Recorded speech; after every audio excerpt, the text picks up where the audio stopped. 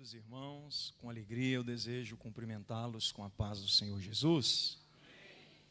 Quero dizer a vocês que eu estou de fato muito feliz por estar aqui, conhecendo esse trabalho, que há tempos já venho ouvindo, Muito tenho ouvido falar do trabalho de Deus, da obra do Senhor que tem sido realizada pelo pastor Josué aqui nesta região. Até quis estar aqui em uma outra ocasião, num passado recente, entretanto não foi possível. Mas o Deus que faz tornar possível todas as nossas impossibilidades, criou essa situação para que aqui eu estivesse nessa noite. Eu quero, com muita gratidão, agradecer ao pastor Josué, a sua família, pela oportunidade honrosa de estar aqui, cooperando com vocês. Foi Deus quem fez isso, é maravilhoso aos nossos olhos, pastor Josué. Certamente não tem como levar más novas, tem que levar boas novas para Ipatinga, do bom trabalho que o senhor tem desempenhado aqui em Portugal. Meus irmãos, eu quero apresentar mais uma vez os meus amigos, que além de pastores, obreiros, são oriundos da minha terra e que há muito tempo eu os conheço. Eles não trabalharam hoje para me trazer aqui, então eu reconheço o esforço e agradeço muitíssimo ao irmão Biratã e ao irmão Caleb por cooperarem com a obra de Deus, viabilizando aí a minha chegada a esta cidade. Eu trago um abraço do pastor Júnior, não somente ao pastor Josué, bem como a toda a igreja que se reúne nesse lugar. Não sei se vocês têm noção do que é a correria da vida dele, certamente o pastor Josué sempre tem dito a vocês, mas de longe não dá para ter ideia. Pastor Júnior, 1 minuto hoje é uma coisa difícil de conseguir com ele devido a muita demanda. Ele não só pastoreia Ipatinga e Fabriciano, já são 336 igrejas na nossa região, como também preside a nossa convenção, que são 80 e alguns campos, quase próximos de 90 campos, espalhados por algumas cidades em todo o estado de Minas e também entrando para o Espírito Santo.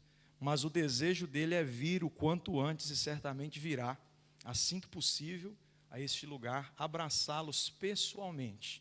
Eu queria que vocês recordassem disso, já recebam antecipadamente o abraço do pastor Júnior, que eu lhes trago com muita alegria.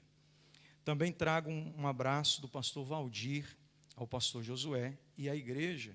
Pastor Valdir é o diretor de missões e é outro homem que quase não está tendo tempo para cuidar nem da vida dele. Mas eu acredito que no futuro não distante desses dias, ele também virá por aqui celebrar ao Senhor junto dos nossos irmãos. Meus queridos irmãos, eu quero convidá-los para um texto da palavra de Deus. Abra sua Bíblia, por favor. No livro do Gênesis, vá ao capítulo 17. Tendo encontrado o capítulo 17 do livro do Gênesis, vocês vão também ao versículo 21. Para tomar por base a ideia central do que pretendo explanar com vocês aqui nessa noite, eu vou fazer menção de 4 versículos. E esses 4 versículos estão em 3 capítulos distintos.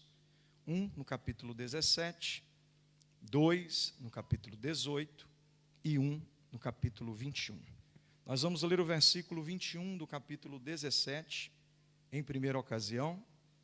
E eu queria muito que vocês não somente lessem esse texto, mas o lessem de uma forma que vocês olhassem para os pormenores dessa história. E eu vou fazer questão de frisar uma palavra, ou a junção de uma ideia, que é a conexão de 2 palavras dentro desse texto. Se vocês podem ler juntos de mim, eu queria que vocês manifestassem dizendo amém. O versículo 21 diz assim: o meu concerto, porém, estabelecerei com Isaque, o qual Sara te dará neste tempo determinado. Você pode repetir comigo, por favor? Neste tempo determinado? Eu queria que você guardasse que o tempo da proposta do texto é um tempo determinado. O tempo é? Vá ao capítulo 18, por favor. Encontre o versículo 10. Se tiver encontrado, acompanhe a leitura aí que diz o texto. E disse: certamente tornarei a ti por este tempo da vida. Repita, por favor, tempo da vida. E eis que Sara, tua mulher, terá um filho. E ouviu Sara à porta da tenda que estava atrás dele. Versículo 14. Vocês vão ver que tempo da vida tem a mesma proposta de tempo determinado agora. Olha o que diz o versículo 14. Haveria coisa alguma difícil ao Senhor? É uma pergunta. E aí vem o que o Deus que faz com que Abraão saiba que não há nada difícil para ele. Ele diz: ao tempo, tornarei a ti por esse tempo da... Vocês estão percebendo que o tempo da vida do versículo 10 é a mesma ideia central do tempo determinado do versículo 14. Perceberam?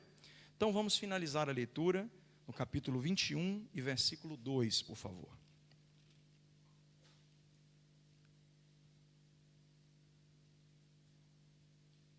Podemos?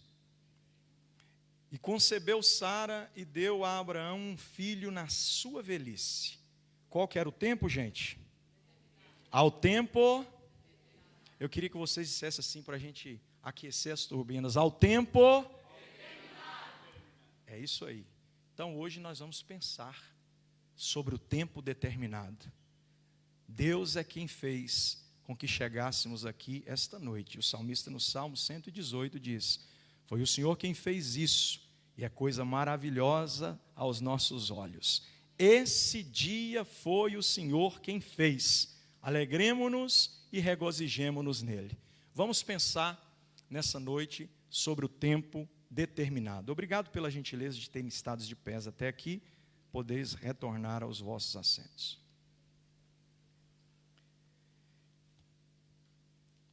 Meus irmãos, a palavra de Deus é uma profundidade inesgotável.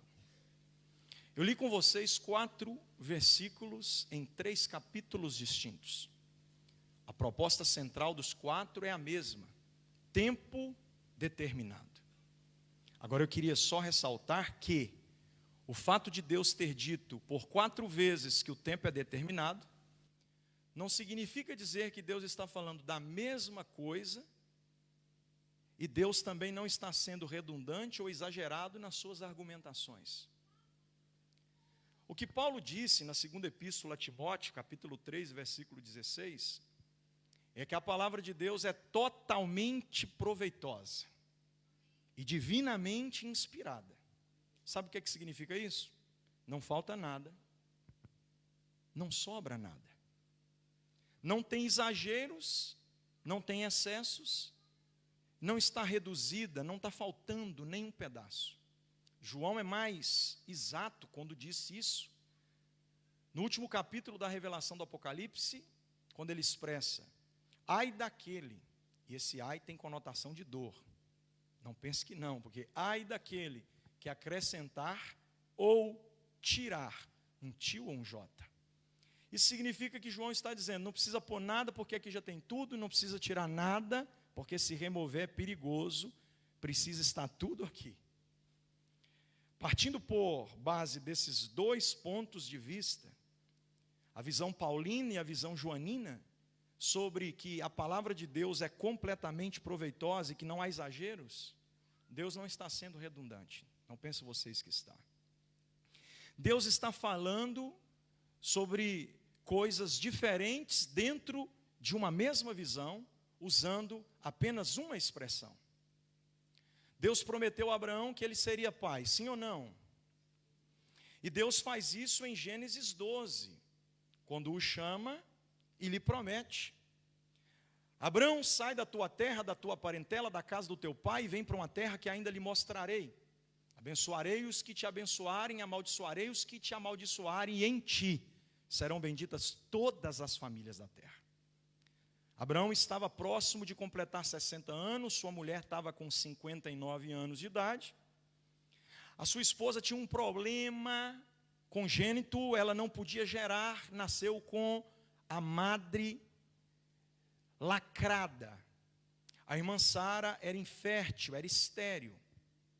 Deus está dizendo que ele vai ser pai de muitas nações. Deus, na verdade, todas as vezes que se relaciona com Abraão, no comunicar, parece que Deus está sendo agressivo no que diz. Como assim, pastor? Deus poderia ter dito para Abraão, pastor Josué, sai daí, como diz o bom mineiro. Mas por que é que Deus diz, sai da tua terra, da tua parentela, da casa do teu pai? Deus não está falando da mesma coisa, gente? É o mesmo que, sai daí, sim ou não? Vocês concordam comigo? Na verdade, se a gente olhar de forma superficial, sim, mas quando olhamos para a profundidade do contexto, entendemos que não. Deus não está dizendo para Abraão apenas sair dali, Deus está dizendo para ele sair dali e depois que sair, não levar consigo restícios de um lugar onde ele esteve um dia no seu coração. Isto é, saia de Ur dos Caldeus e me permita tirar Ur dos Caldeus de dentro de você. E é por isso que Deus está dizendo, sai da tua terra, da tua parentela e da casa do teu pai. Ou seja, não basta tão somente se locomover ou se movimentar de um espaço geográfico. Depois que você sair daí, todos os princípios que aí você aprendeu, você precisa deixar esquecidos aí. E vir para um novo plano que eu tenho para você. E aí alguém pode contestar e dizer, não, pastor, eu não concordo. E eu lhes digo que sim. Porque lá na frente, assim como Abraão já tinha saído de Ur dos Caldeus, Deus resolveu tirar Ur dos Caldeus de dentro de Abraão. Quando por ocasião ele está dentro da tenda, Deus disse, sai para fora. E é tão redundante quanto entrar para dentro. Eu nunca vi, pastor Josué, ninguém entrando para fora e muito menos saindo para dentro. Alguém aí já? Mas Deus está dizendo, sai para fora, como que se estivesse dizendo, eu preciso te ensinar, que assim como você saiu de Ur dos Caldeus, hoje eu vou arrancar Ur dos Caldeus de dentro de você. Pastor, com base em que o senhor informa isso? É você olhar para o exílio israelita do Egito e perceber que existe a mesma prédica. Quando Israel sai do Egito, ele sai porque Deus com a sua mão forte o tirou. A Bíblia diz que por meio de 10 pragas, Deus arrancou Israel do Egito. Só que o Israel que saiu do Egito, geograficamente falando, conseguiu carregar dentro de si o Egito. E aí quando eles chegam no deserto, a Bíblia diz que eles sentem saudade do Egito, do pepino, da cebola e do alho de lá. E aí eles questionam a Deus como se ali ainda estivesse dizendo, trouxe-nos por acaso o Senhor Deus, falando com Moisés, do Egito para morrermos de fome aqui no deserto? Eles estão dizendo, a gente está com saudade, a gente quer voltar. E aí Deus, que tinha usado 10 pragas para tirar Israel de dentro do Egito, agora usa 10 leis para tirar o Egito de dentro de Israel. Deus nunca esteve, em ocasião alguma, conversando com Abraão por um acaso, quando ele expressa por várias vezes a mesma coisa. E na ocasião em que Deus diz, sai da tua terra, da tua parentela e da casa do teu pai, Deus está dizendo, se desconecte de tudo aquilo que te prende ao teu passado e se permita viver o que eu tenho para você hoje, que projeta para você o teu futuro. Porque todas as vezes que eu trago comigo o meu passado para dentro do meu presente, tão logo eu corro o risco de comprometer o meu futuro. Mas quem recebeu de Deus uma promessa lá atrás e está carregando ela consigo hoje, pode ficar tranquilo, vai dar certo amanhã. Só que o Deus que disse para Abraão, eu vou te dar filhos, quando ele tinha 60 anos de idade, não cumpriu no outro dia, a irmã Sara não engravidou no dia posterior. E o tempo foi passando. Acompanhe meu raciocínio, por favor. À medida que o tempo passa e o que Deus promete não cumpre, vai fazendo Sara sentir profundamente a ausência do cumprimento do que Deus falou. Chegou no seu limite máximo da espera, pois quando ela não aguenta mais esperar, ela chama o seu marido Abraão e diz: eu tenho um plano. Por que é que a gente não para de ficar esperando Deus fazer em nós o que Ele prometeu e a gente toma a nossa própria decisão em fazer com que aconteça aquilo que a gente espera? Eu vou te dar a minha serva Agar, deite-se com ela, após coabitar, o filho será nosso. E eu terei o filho dela como meu, e aí sim cumprirá tudo aquilo que Deus prometeu. Olha a mente da irmã Sara. A irmã Sara está chamando o irmão Abraão para que eles antecipem aquilo que Deus tinha dito que ia acontecer lá na frente. Ou seja, estão querendo receber hoje o que só tem capacidade para administrar amanhã. E o que Abraão e Sara fazem, na intenção de antecipar o que Deus já tinha dito que ia fazer, faz com que Deus desça de novo. No versículo 21 do capítulo 17, Deus vai descer para dizer: vocês tiveram Ismael, né? Mas a minha aliança eu estabelecerei com Isaque. No tempo... Eu estou gostando de vocês, participem comigo, viu? E o que quer dizer isso, pastor? Deus não precisaria descer para tornar a avisar que o tempo era determinado, se Abraão não tivesse vivido em sua existência o tempo da precipitação. Por que é que Deus desceu para dizer que o tempo estava determinado, se lá atrás Deus já tinha dito que ia fazer? Ele ia cumprir, claro que sim, mas ele desceu só para avisar a Abraão que não adianta eu tentar antecipar com as minhas próprias manobras o que só pode acontecer no tempo determinado. Eu posso criar subterfúgios que preencham o vazio das minhas dores existenciais enquanto eu espero, mas isso não muda nada dentro do plano espiritual. Deus desce e diz: fez do seu jeito, mas não vai ser o que eu quero. Vai ter que continuar esperando do mesmo jeito. Vocês estão conseguindo compreender, né? Então por que é que Deus desceu, pastor? Para dizer: se você teve Ismael, não muda nada, porque a minha aliança é com Isaque e será no tempo determinado. Deus está dizendo para ele assim: a tua precipitação não muda o meu tempo. Você antecipa o que você acha que quer ter, mas eu continuo fazendo cumprir no meu tempo o que de fato você precisa e não o que você quer. E Abraão vai me ensinar uma lição preciosíssima da vida. Todos nós, assim como Abraão, enfrentamos o tempo da precipitação.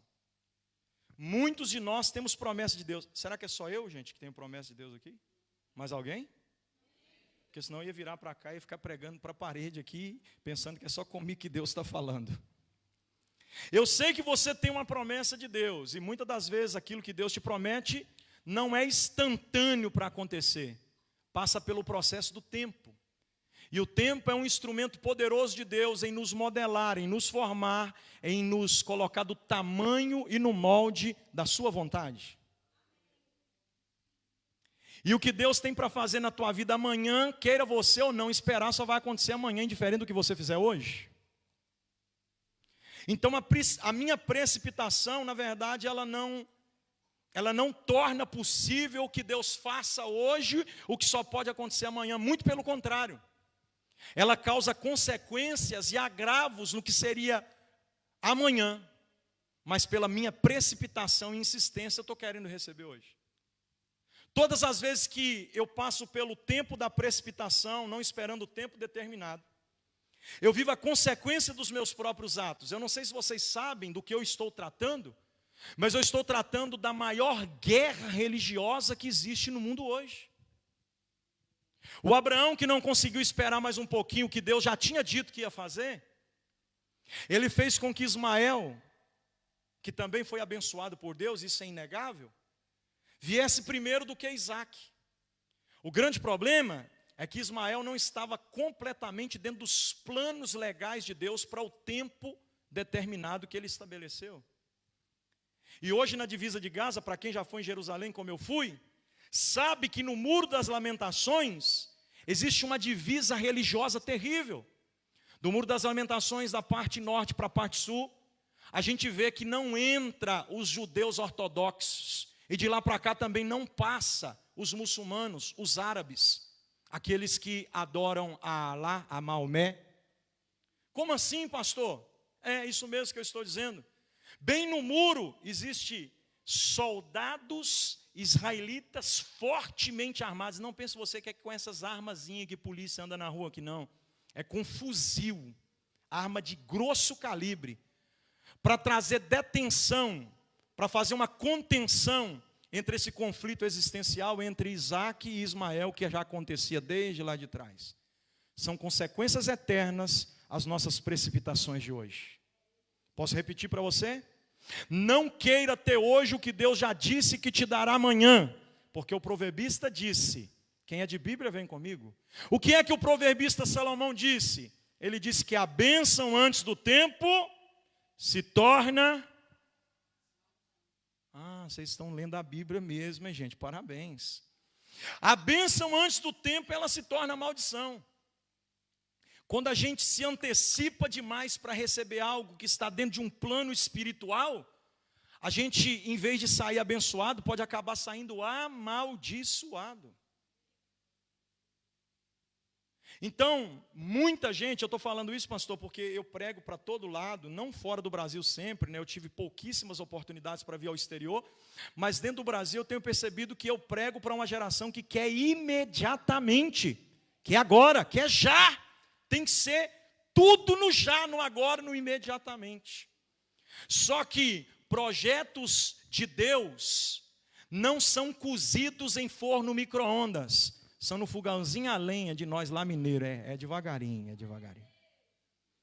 Eu tenho um pastor amigo que diz que coisas grandes que Deus faz, acontecem no pasto do gado. É tudo lentamente. Vou ilustrar alguns personagens bíblicos dentro desse primeiro tópico que eu abordo, que é o tempo em que eu me precipito, o tempo da precipitação. Lembram do filho pródigo, por exemplo?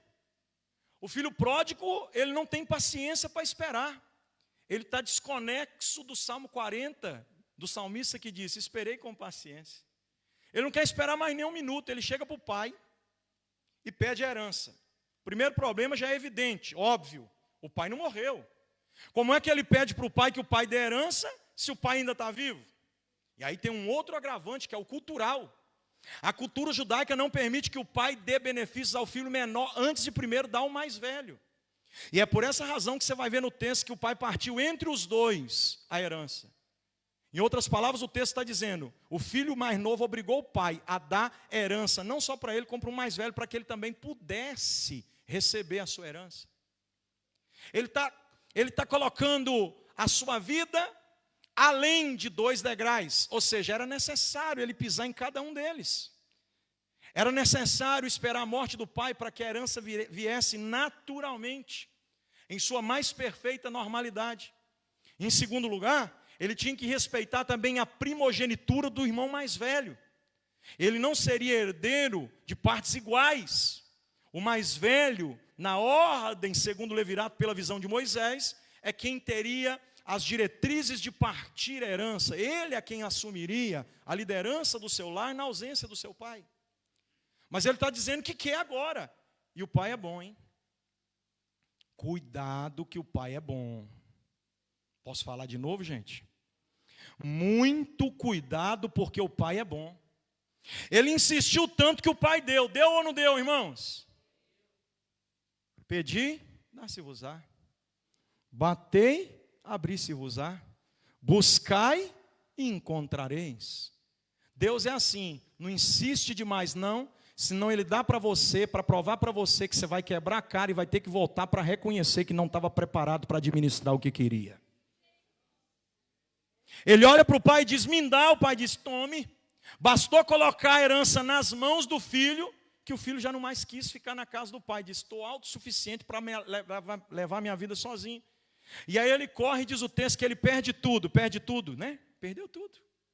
E depois que perde tudo, ele volta para reconhecer que pediu para ter hoje o que só tinha capacidade para administrar amanhã, mas o pai é tão bom que ele não deu tudo. Não pede não, porque o pai é bom, ele te dá para você quebrar a cara, para provar para você mesmo que você não está preparado para administrar. E aí quando o filho volta, Só que o pai é tão bom também que ele não dá tudo. Quando o filho volta, diz o texto que ele perdeu tudo, sim ou não? Mas ele não perdeu tudo, ele perdeu algumas coisas. Uma delas que ele não perdeu foi o caminho de volta para casa. Ele sabia onde era a casa do pai. Quando ele chega na casa do pai, ele sabe de outra coisa. O pai tinha guardado uma parte da herança, sabendo que ele ia voltar. Tome aqui um anel para o dedo, toma aqui roupa nova, sandália nos pés e mata o bezerro, porque hoje tem festa pelo meu filho que estava morto, mas voltou. A consequência dos teus atos enquanto você tenta administrar sozinho o que Deus quer te ajudar a administrar é eterna. Mas a bênção do pai continua voltando para você. O filho pródigo não é o único exemplo bíblico de alguém que está muito apressado para receber. A Bíblia diz que Jacó também foi assim. Eu estou falando de Jacó, o neto do irmão Abraão.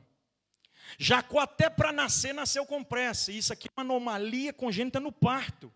A ciência diz que jamais crianças gêmeas podem nascer ao mesmo tempo. Pode ser que nessa tentativa a mãe venha a óbito ou alguma das crianças também venha a morrer. Mas o Jacó não quer saber quem vai morrer, ele quer nascer. Ele agarra no calcanhar do irmão e vem junto, diz o texto que nasceu agarrado. Em outras palavras, ele está dizendo sem nada dizer: eu estou querendo receber depressa, viu? A vida de Jacó foi essa. Cresceu pensando como é que ele ia passar na frente do irmão que nasceu primeiro. E ele criou expectativas até que um dia ele pega a fragilidade do irmão que cansado está voltando do campo, depois de uma longa e exaustiva caçada, e diz: eu tenho comida cheirosa, gostosa, deliciosa, mas só te dou em troca da primogenitura. A necessidade do momento às vezes nos faz esquecer do que é eterno. E por momentos de prazer a gente troca o que é eterno, não é assim? É muito perigoso o que Esaú fez, mas fez. Deu para o irmão direito da primogenitura por um prato de lentilha. Meu Deus, é muito barato o que Jacó pagou em tanta riqueza. Só que o irmão não aceitou muito bem isso. Na frente, quando a mãe percebe que mesmo Jacó tendo comprado a primogenitura, o pai vai abençoar a Esaú, ela usa outro subterfúgio para conseguir colocar Jacó na frente. A Bíblia diz que Jacó estava com tanta vontade de chegar primeiro que ele enganou o próprio pai mentindo que era Esaú. Colocou roupa de cabrito no corpo e quando ele chegou falando como Jacó e com um pelo como de Esaú, o pai Isaac diz: a voz é de Jacó, mas a pele é de Esaú. E dai-lhe bênção daqui e tome bênção de lá. Só que quando Esaú chegou, vocês conhecem a história, né? Esaú disse: eu mato ele. Meu pai vai descer a sepultura e não vai nem chegar, Jacó não vai chegar a chorar a morte do meu pai, porque eu mato ele logo depois.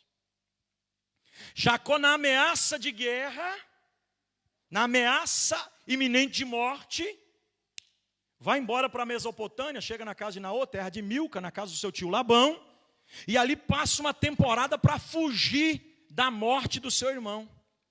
Só que no meio do caminho, entre o lugar em que ele está para o lugar para onde ele vai, Deus resolve dar para ele um sonho.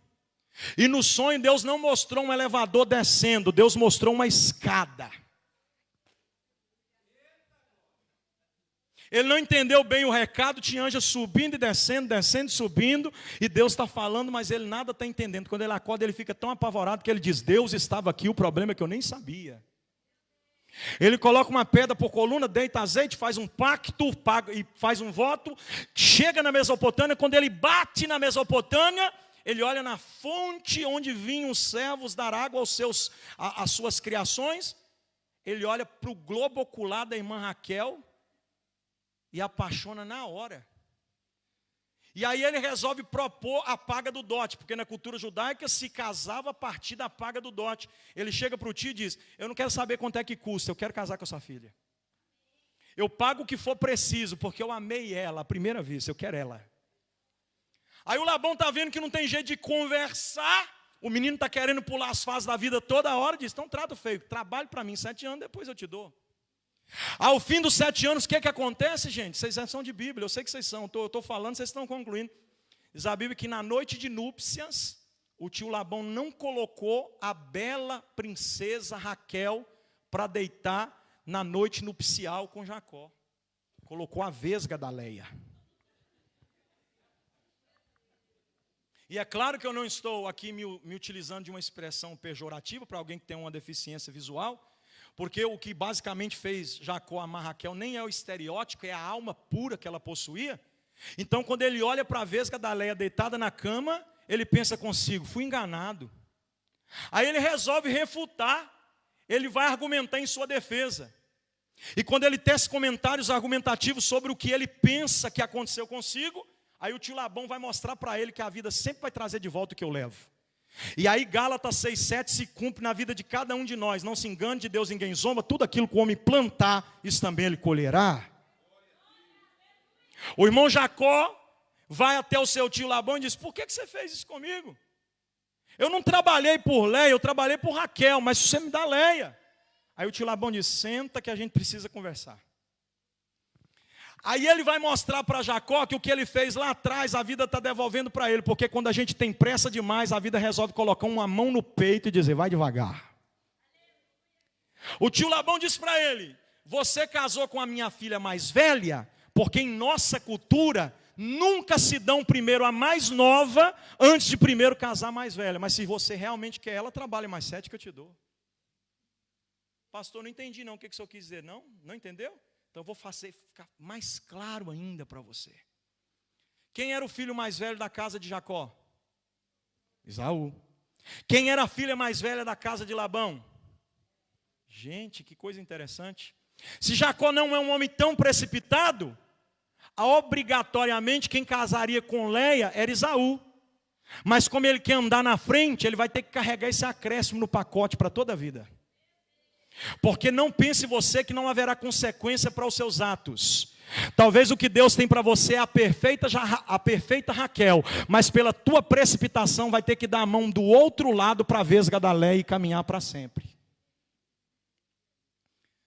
Pastor, o senhor pode ser mais claro? Serei mais claro. O salmista no Salmo 40 disse que estava com tempo para esperar, sim ou não? O do Salmo 70 diz, estou com pressa para receber, sim ou não? Deus atendeu o do Salmo 40 e o do Salmo 70. E tem gente que pensa que no Salmo 40 Deus chegou atrasado. E no 70 Deus chegou adiantado. E eu sinto muito dizer a vocês que Deus nunca chegou nem atrasado, muito menos adiantado. Ele sempre chega na hora certa. Porque o tempo está... eu acho que eu estou pregando para a igreja certa aqui. A mensagem é essa mesmo, Jesus. O irmão Abraão passou pelo tempo da precipitação. Eu não fugi do texto, eu estou só ilustrando para vocês compreenderem onde eu quero chegar.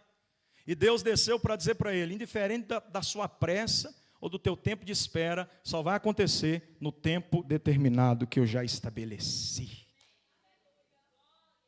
Você pode me ajudar a pregar, por favor? Eu sei que o que eu estou pregando aqui é profético. A noite é profética, é celebração profética. Eu queria que com carinho você desse a mão para a pessoa que está ao seu lado, por favor, e dissesse com muita gentileza, mas ao mesmo tempo autoridade espiritual, não se precipite. O que Deus tem para você é melhor do que o que você está querendo.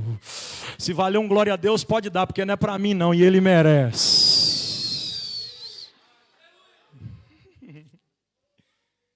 Só que Abraão, depois de passar pelo tempo da precipitação, ele vive um novo tempo na sua vida.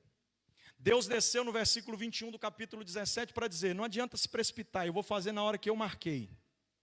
Aí ele continua vivendo, continua existindo, continua envelhecendo, está ficando velho cada vez mais e nada acontece. Aí chega o versículo 10 do capítulo 18. No versículo 10 do capítulo 18, Abraão vai viver um tempo na vida dele que, diferente do tempo da precipitação, é conhecido como o tempo dos seus dilemas. Como assim, pastor? Todos nós, assim como Abraão, também enfrentamos os tempos de dilema. Mas o que seriam os tempos de dilema, pastor? Vou te explicar. Abraão, quando saiu de Ur dos Caldeus em direção ao lugar que Deus nem tinha mostrado, mas ele tinha certeza que ia chegar, ele está indo com uma promessa. Eu vou te fazer pai de muitas nações. Foi essa ou não foi? Só que no fundo, Abraão não deixou penetrar completamente a promessa. Ele pegou um plano B. Deus tinha mostrado o plano original, esse é o plano A. Aí Abraão pegou um planinho B, colocou no bolso e disse, quer saber? vou levar comigo meu sobrinho Ló. Vai caminhando com Ló como que se dissesse, eu não estou falando coisa da minha cabeça não, está tudo na Bíblia. Ele está indo com o sobrinho Ló como que se dissesse consigo mesmo, se o plano de Deus falhar, eu já tenho o meu para apresentar. Só que o Deus que cria situações visitou o irmão Abraão em um dos seus altares, porque eu não sei se vocês sabem, mas o irmão Abraão é um homem de altar. O primeiro altar da vida do irmão Abraão é o altar de Siquém, o altar do encontro, da revelação. Depois é o altar de Betel, o altar da decisão, é onde ele tem que escolher na bifurcação, se vai para Ai ou se vai para Betel. Depois tem o altar de Hebrom. E qual é o altar de Hebrom? O altar da separação, o altar onde Deus tira todos os excessos que não podem passar conosco para a próxima fase. E por fim, o altar do Moriá, onde ele entrega Isaac. Mas vamos lá, esquece esse negócio de altar, eu estou frisando o terceiro altar. Ali Deus vai eliminar Ló da vida de Abraão, porque não dá para deixar ir com a gente quem precisa ficar para trás. Do contrário, algumas portas não serão abertas para que a gente passe por elas. Deus às vezes sinaliza, a próxima fase vai acontecer quando você permitir que eu tire de alguém do teu lado, porque esse alguém não está tão preparado para passar com você para o que eu tenho para te oferecer do outro lado. O altar de Hebrom é o altar onde Deus remove da nossa vida todos os excessos. E quando Ló vai embora, Abraão põe a mão na cabeça e fica amargurado. É claro que eu estou apenas conjecturando, imagine vocês, Abraão com a mão na cabeça, pensando consigo, o que eu vou fazer da minha vida? Eu não tenho mais o que fazer. Aí de repente vem um Freud, pá, a luz acende. Quando a luz acende, ele resolve fazer um plano C. E é claro que eu estou falando assim para vocês entenderem onde eu quero chegar. Aí ele chega para Deus e diz, eu fiz o plano A, que era Ismael, deu errado. Apresentei o plano B, que era Ló, deu errado. Então já sei. Ele chega para Deus cheio de dúvida e diz, Senhor, porventura darei eu tudo que tenho ao meu servo Eliezer, o Damasceno, Eliezer. Ele está dizendo para Deus o seguinte, Senhor, eu penso uma coisa, dá errado. Eu penso outra, dá errado. E agora eu tenho um terceiro plano para apresentar, mas esse é o último, não tem mais. Eu vou dar tudo que eu tenho para o meu servo Eliezer. Ele está dizendo assim, estou ficando velho, até agora o filho não chegou. Meu sobrinho Ló também, o senhor não deixou dar para ele a minha herança, então eu vou dar para Eliezer. Percebam que ele só faz isso com Deus quando Ló vai embora. Ele está dizendo para Deus o seguinte, eu tinha um planinho B do lado de cá, mas eu estou sendo obrigado a criar um C, que eu nem pensava que tinha que criar, mas está aqui, então dê tudo para meu servo Eliezer. É isso que o senhor quer? Vamos aprender com o irmão Abraão?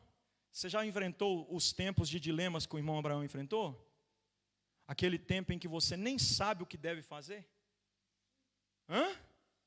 Um tempo em que você fica sem saber o que consegue fazer. E você chega para Deus, Senhor, se eu fizer isso aqui, pode ser isso aqui, Senhor? Senhor, mas... Aí a gente fica batendo cabeça de um lado para o outro, procurando saber onde é que Deus está e o que a gente deve fazer. Deus continua no mesmo lugar, irmão. O que a gente precisa saber no momento da dúvida não é aonde Deus está, é se onde nós estamos é o lugar onde Ele quer que estejamos.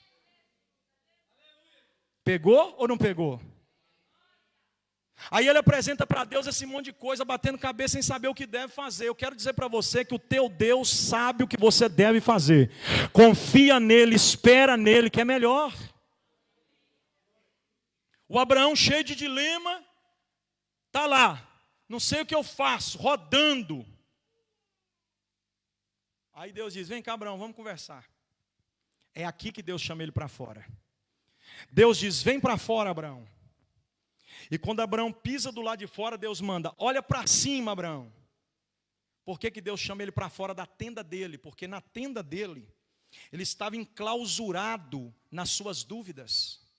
Olhando para o teto da sua própria tenda, que segundo a cultura judaica, havia aqui na construção dessas tendas uma tecnologia muito grande na época, porque as tendas eram costuradas com couro de cordeiro, e na exposição à luz solar, mediante ao grande calor do deserto durante o dia, elas se dilatavam, abrindo pequenos feixes de luz, iluminação e ventilação ao mesmo tempo. Imagine você então, irmão Abraão, aqui, olhando para o teto, diz o texto que estava de dia. E aquele monte de furinho no teto, jogando luzes dentro do ambiente em que Abraão está. Abraão olhando para aqueles pequenos feixes de luz e dizendo: eu achava que eu ia dar para Ló. Aí Deus diz: vem cá fora, vamos conversar. Nem para Ló, nem para Eliezer, vem cá fora.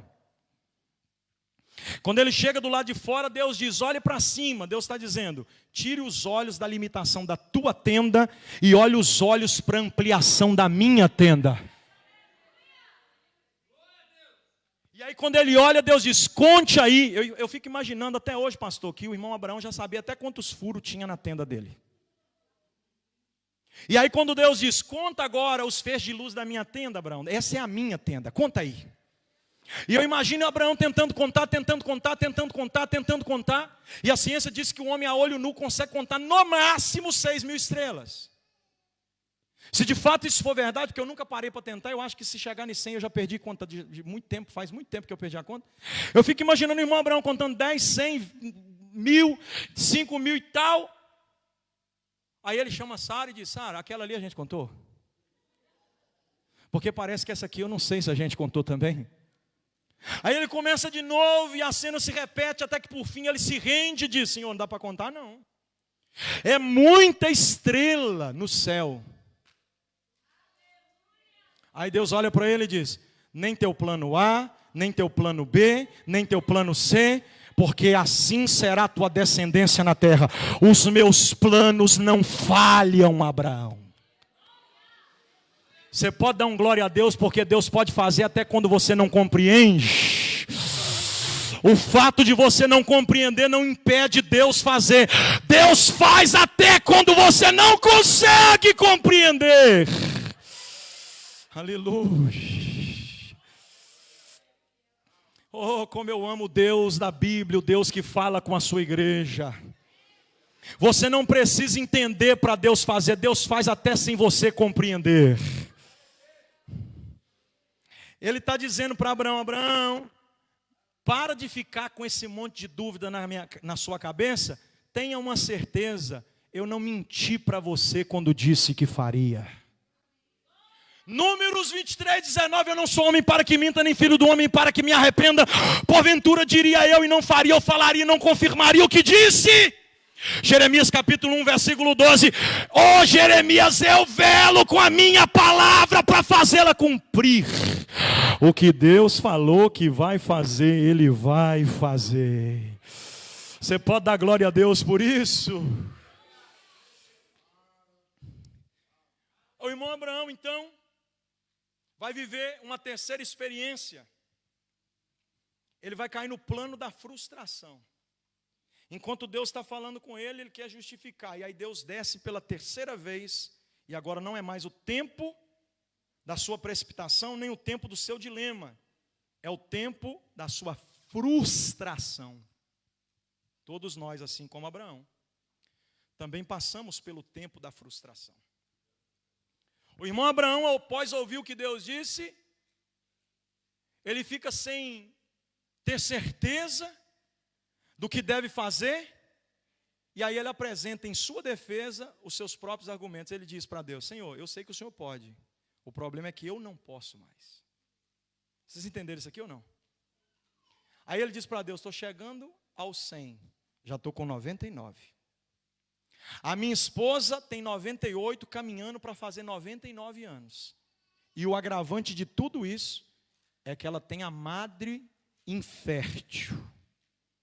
Ele está dizendo para Deus assim: Senhor, depois do que o Senhor me mostrou, eu não tenho mais dúvida que o Senhor pode fazer. Só que eu é que não posso mais, não dou conta não. Diz a Bíblia que ele sorri.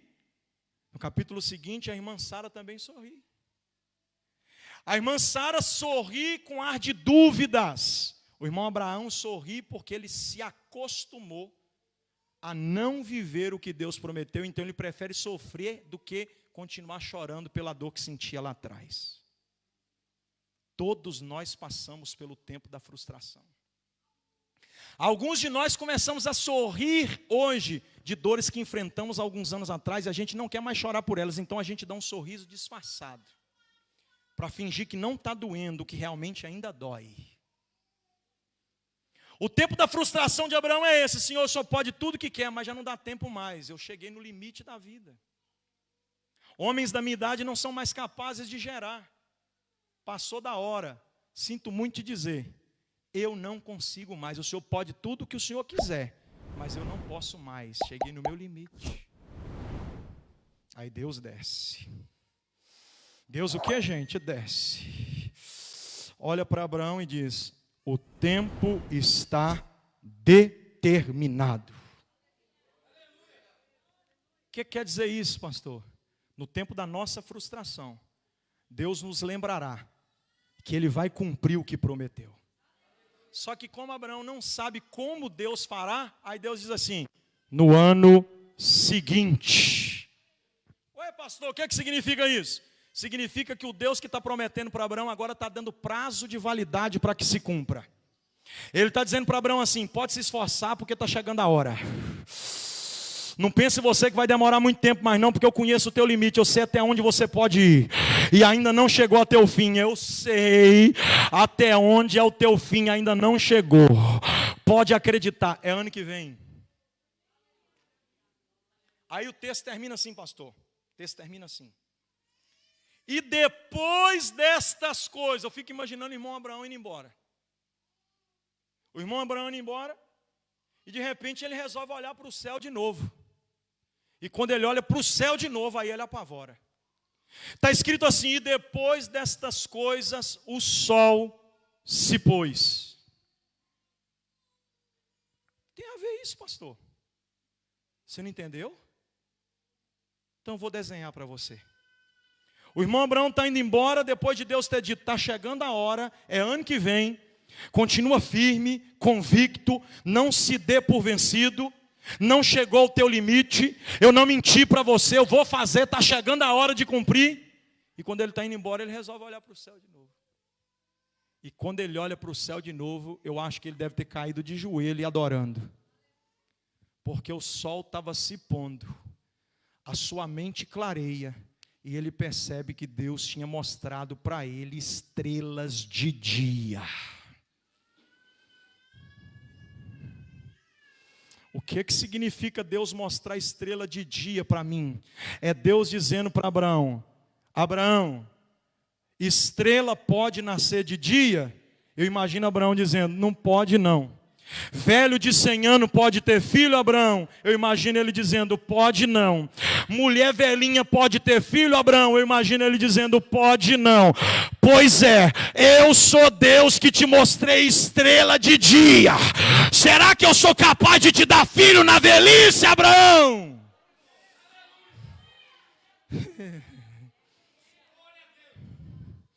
Daqui para lá a vida de Abraão muda. Ele sai dali para levantar o maior altar da sua vida. E eu vou terminar a mensagem porque o meu tempo já está basicamente acabando. Abra sua Bíblia, por favor, Romanos, capítulo 4, versículos 16 a 20. Romanos, capítulo 4, versículos 16 ao versículo de número 20. Pastor, o que Abraão fez durante esse último ano, enquanto ele esperava que Deus fizesse o que tinha prometido? Vamos aprender aqui, ó. No tempo da tua frustração, Deus vai te dar a senha para vencer esse momento frustrado. Quer aprender? Todo mundo quer aprender? A gente tem tempo de precipitação, a gente tem tempo de dilema e a gente tem tempo de frustração. No tempo da frustração a gente não consegue sozinho, pastor. Eu sou realista em dizer. Não dá para conseguir sozinho, só com a ajuda de Deus. Então vamos aprender o que Abraão fez para conseguir a ajuda de Deus para vencer o tempo da frustração. Versículo 16, podemos? Eu quero que você acompanhe na sua Bíblia. Não sei se projetaram aqui, projetaram? Então pode ser aqui, ó. Vamos lá. Portanto é pela fé para que seja segundo a graça, a fim de que a promessa seja firme a toda a posteridade. Não somente a que é da lei, mas também a que é da fé, que teve, quem é que teve? O qual é Pai de todos, versículo 17.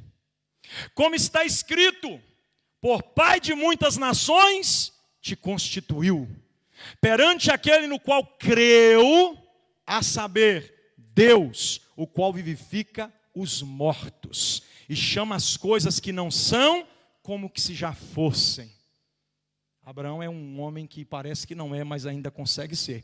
Versículo 18. O qual creu em esperança. Creu contra a esperança. Tanto que ele tornou-se pai de muitas nações, conforme o que lhe fora dito. Assim será a tua. Versículo 19. E não enfraquecendo na fé, não atentou para o seu próprio corpo, já o quê? Pois era já quase da idade de, nem tampouco para o amortecimento do ventre de Sara. Para aí, não coloca o 20 ainda não. Abraão não olhou para o seu corpo envelhecido de quase 100 anos, nem para o amortecimento do ventre de Sara. Põe o 20, põe o 20. E não duvidou da promessa de Deus por incredulidade, mas foi fortificado na fé, dando glória a Deus. Pastor, desenha para mim, porque eu preciso saber o que aconteceu aqui. Deus desce e diz: o tempo está determinado. Quando Abraão está saindo, ele olha para o céu, a estrela ainda está de dia, o sol está se pondo, ele diz: meu Deus, se Deus é poderoso para mostrar a estrela de dia, o que mais é que Ele não pode fazer na vida de um homem? Eu imagino que daquele dia para lá, ele já era um homem de muitos altares. Eu poderia passar muito tempo aqui pregando para vocês. Os 4 principais eu já falei. Mas a vida de Abraão é constituída por altar constantes. É um homem que sempre adorou a Deus. Eu imagino Abraão com 99 anos, perto de 100. A sua esposa com 98, perto de 99. Com o útero lacrado sem poder gerar. Abraão no último ano, aí que ele intensificou. Eu estou velho, mas glória a Deus. Minha esposa é estéril, mas glória a Deus. Era para mim estar morto, caído. Era para mim estar escorado numa bengala. Era para mim estar com artrose, artrite, problema nos nervos. Mas glória a Deus. Para mim é impossível, mas glória a Deus. Eu sei que eu não consigo, mas glória a Deus. Será que você pode levantar a tua mão e dar glória ao Deus que tudo pode fazer? A minha mensagem esta noite, pastor Josué, ela tem endereço. Eu não vim aqui à toa não. Deus me trouxe aqui para dizer para alguém o que Deus disse na 4ª vez. Abraão foi dando glória. Foi dando glória. Foi dando glória. E Deus foi mandando força. Mandando força. Mandando força. Eu sei que os pregadores pentecostais, temos o equívoco de dizer que quanto mais glória a gente manda para cima, mais vitória Deus manda para baixo. Não é assim que os pregadores contam? Na Bíblia não está escrito, então eu não posso dizer que certamente isso vai acontecer de fato. Mas está escrito na Bíblia ou não está? Quando eu mando glória para cima, Deus manda força para baixo. Abraão dava glória e Deus diz: recebe mais força. Outro glória e Deus diz: um pouquinho mais de força. Mais um glória e Deus: tome mais força. Eu estou dizendo para você que Deus vai te dar força para esperar, coragem e capacidade para esperar. O mal não vai te vencer, o tempo não vai te vencer, os demônios não vão te vencer, nada vai te parar, porque Deus está dizendo: quem adora o meu nome, eu fortaleço para esperar.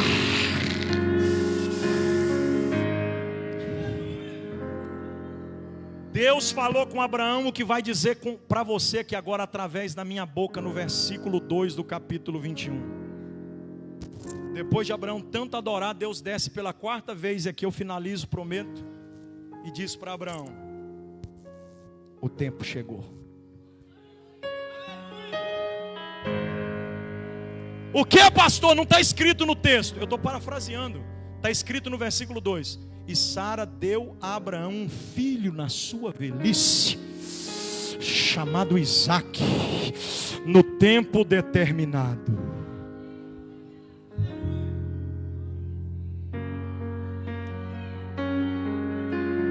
entendendo? É profético. Deus está colocando a alegria que te falta no teu colo hoje. O nome Isaac simboliza a alegria. Deus está dizendo: o tempo da tua alegria está chegando. Eu quero perguntar se tem coragem de dar glória a Deus, para a gente ver Deus descendo com força aqui. Só quem tem glória na boca solta agora, porque Deus está usando a minha boca para dizer para alguém: olha o teu Isaac chegando aí, Abraão. Eu tenho alegria para a tua casa, alegria para o teu ministério, alegria para os teus projetos. Eu tenho alegria para a tua família, eu tenho alegria. Deus está mandando alegria aqui hoje.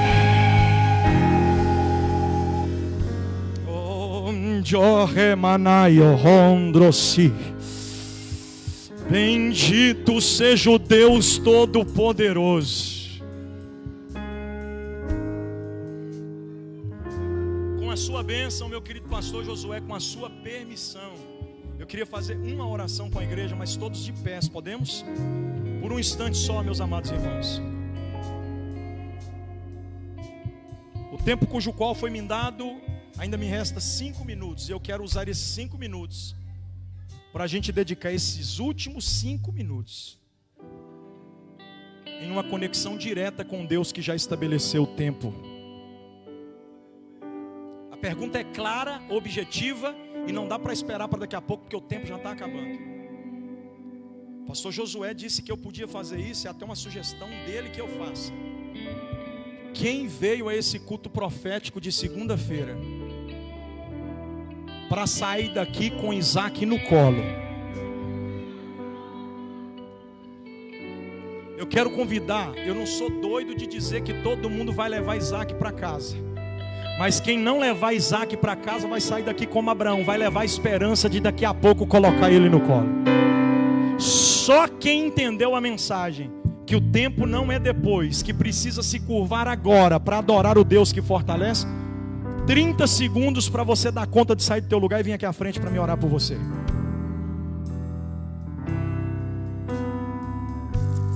Não se acanhe, não se intimide, porque Deus não está nos iludindo. A sua palavra é poderosa.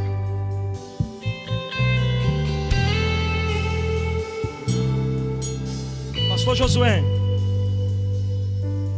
quando eu entrei na igreja e ajoelhei para orar, Deus me fez entender que não era para mim vir aqui pregar aquele tempo, era para mim vir pregar neste tempo. Embora eu quisesse, embora o Senhor quisesse, Deus ainda não queria. Mas chegou o tempo, chegou ou não chegou?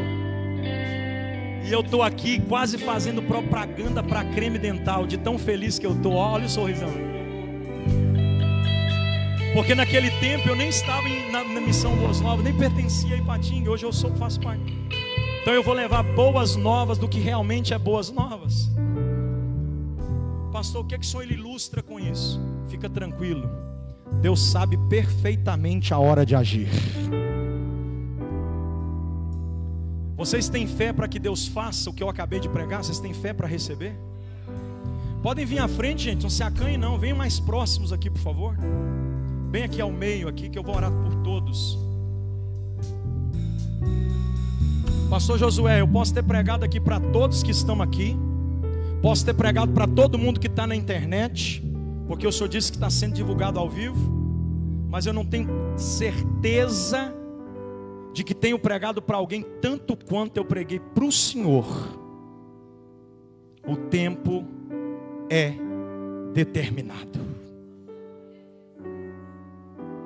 Eu queria só que vocês agora, prestem atenção, eu vou ser rápido, objetivo. Se vocês têm fé para receber o que Deus tem para entregar para vocês, coloque a mão assim no coração. Feche os seus olhos, por favor. Comece a conversar com Ele, que você vai aceitar o tempo dele, vai. Porque se você não aceitar, vai doer. E quando você aceita, dói menos. Enquanto você está prometendo para Ele que vai aguardar o que Ele tem para você, Ele está confirmando no teu coração que o que Ele tem preparado para ti é maior, é melhor. mais poderoso e glorioso do que você possa imaginar. Com a tua fé, de alguém que está crendo que Deus faz, eu profetizo como ministro do Evangelho. Para alguns de vocês o tempo chegou. Para outros de vocês o tempo já está chegando. O que não vem hoje já está a caminho. Deus vai fazer. Deus vai fazer. Deus vai fazer. Deus vai fazer. Deus vai fazer. Deus vai fazer. Eu profetizo sobre você, a tua casa, a tua família. Deus vai cumprir o que te prometeu. Deus vai realizar o que te disse. Aguenta firme, continue esperando e glorificando o nome dEle. Enquanto você glorifica, Ele está te dando força para esperar. Recebe força. Isso, vai adorando com sinceridade. Pode chorar, minha irmã, é isso aí. Quanto mais você chora, mais Deus recebe a tua adoração e mais Ele te fortalece. Riamandro, condro, reminaio. Quem é batizado com o Espírito Santo recebe dessa força, desse renovo, recebe dessa graça, recebe desse poder.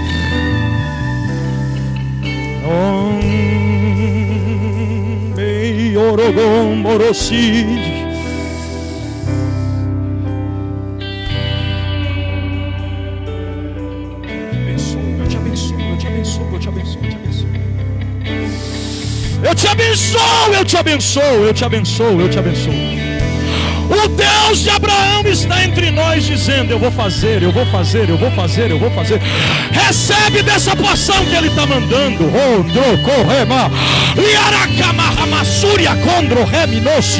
Recebe dessa porção, recebe, recebe, recebe.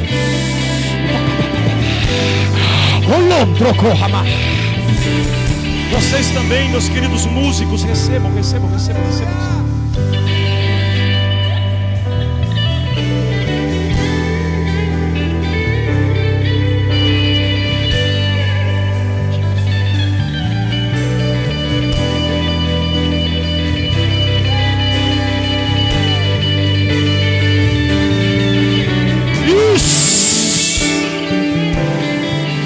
Glória é essa, Jesus. Recebe mais, recebe mais, recebe mais, recebe mais. Recebe dessa graça, é força, é força, é força, é força, é força.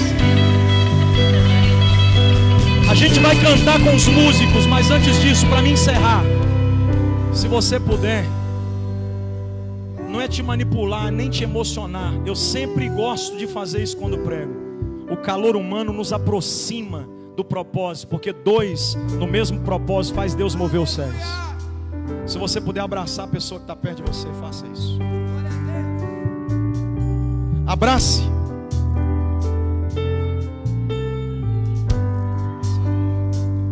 Abraça essa pessoa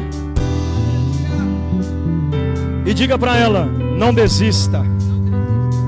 Continue glorificando a Deus. Ele vai te dar força. E na hora certa vai chegar o que Ele te prometeu.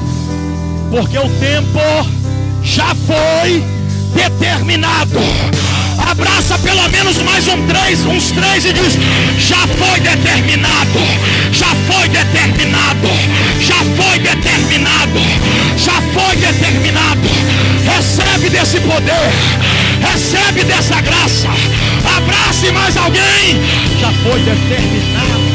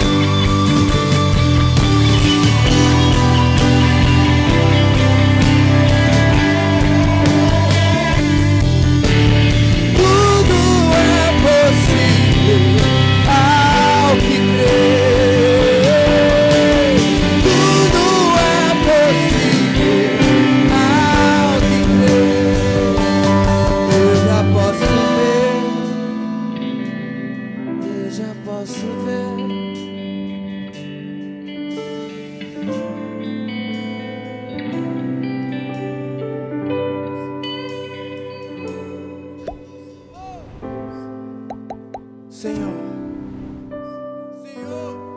Se este tempo é o tempo determinado para que alguém seja alcançado e nesta noite seja salvo, faça isso para a tua glória. Se há alguém entre nós que está parado, distanciado, desanimado ou até desigrejado, eu queria orar por você. Você que ainda não é crente, não serve a Jesus, está parado, desanimado, distanciado. Há alguém? Há ou não há alguém? Sentiu que você se enquadra no perfil do que eu acabei de dizer? Se sentiu, manifesta, dá um sinal. Eu quero orar por você especialmente. Tem alguém que está parado, desanimado, distanciado? Tem alguém que ainda não serve a Jesus? Sim ou não, gente? O momento é agora. Eu quero muito orar por você. Há alguém? Sim? Não há ninguém? O senhor conhece a todos, né, pastor? Pelo que eu estou vendo, é porque realmente não existe ninguém aqui. Então vamos terminar? Agradeça a Deus, vai. Diga para Ele: obrigado por esse tempo, Senhor. Proporcione-nos, Senhor, outro tempo como este tempo, de muita alegria na Tua presença. Obrigado por me permitir vir a essa igreja, Senhor. Muito obrigado por tudo que por nós fizeste através da Tua palavra. Abençoe esse povo, Jesus. Abençoe muito esta igreja. Pastor Josué, sua família, os músicos, tudo que envolve essa obra. Que o Senhor abençoe muito, em nome de Jesus. Amém.